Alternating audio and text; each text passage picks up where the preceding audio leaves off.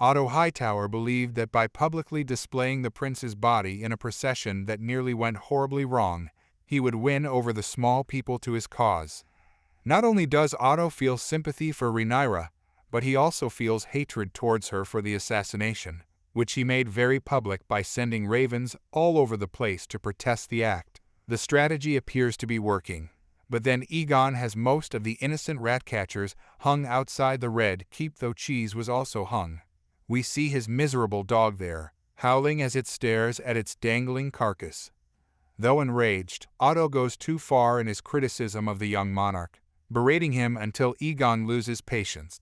He claims, "You were my father's hand, not mine."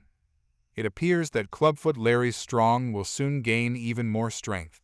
Otto is appalled by his grandson's quite predictable imprudence and departs for Hightower. Otto is solely responsible for this bed, which he built himself. Rhaenyra is enraged with her uncle-husband Daemon in Dragonstone because of his part in the prince's demise, even if he disputes telling Blood and Cheese that any son would do.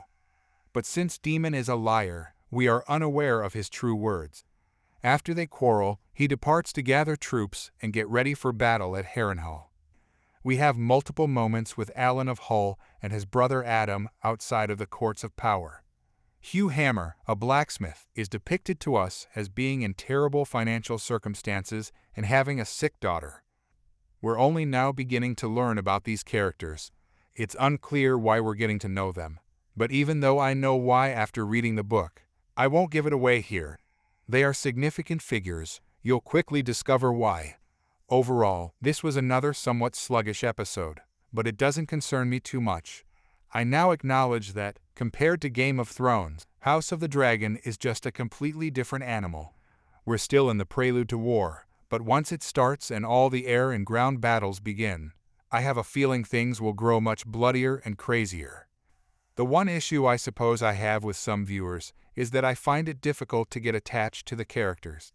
Few characters truly inspire you to cheer for them, like the Stark siblings, Brienne, and eventually Jaime Lannister, Tyrion, Jon Snow, Daenerys primarily, the Hound, and so on. In his novels, Martin developed and shaped many of the complex characters in Thrones. The characters in Fire and Blood are essentially humans in a history book, and although the HBO adaptation gives them a lot more to do and a lot more complexity, none of them truly win us over as our favorite characters. Maybe Rhaenyra and her son Jace, as well as Daemon's daughters. Despite being a scary and gorgeous man, Daemon is really a bad man, which is why we support him.